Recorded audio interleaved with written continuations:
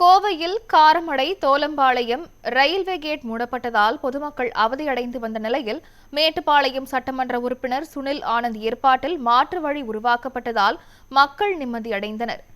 Karamadai Tholampalayam railway gate பராமரிப்பு பணிகள் காரணமாக மூடப்பட்டது. இதனால் காரமடை மேற்கு பகுதியில் உள்ள மக்கள் கடும் அவதியடைந்து வருகின்றனர். சுமார் 2 கிலோமீட்டர் தொலைவிற்கு பயணிகள் நடந்து வந்து பேருந்தை பிடித்து அதன் பின்னர் பயணம் செய்ய வேண்டிய நிலை ஏற்பட்டது. இதுகுறித்து பொதுமக்கள் அதிகாரிகளிடம் கோரிக்கை விடுத்தும் கண்டுகொள்ளாத நிலையில் மேட்டுப்பாளையம் சட்டமன்ற உறுப்பினர் சுனில் ஆனந்த் நேரில் ஆய்வு செய்தார்.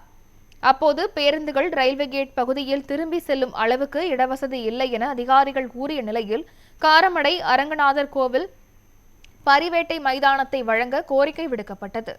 இதனையடுத்து சட்டமன்ற உறுப்பினரின் வலியுறுத்தலின் பேரில் இடம் வழங்க அனுமதி அளிக்கப்பட்டது. தற்போது மைதானத்தில் ஏற்பாடுகள் செய்யப்பட்டு வரும் நிலையில் சட்டமன்ற உறுப்பினர் சுனில் ஆனந்த் நேரில் ஆய்வு மேற்கொண்டார்.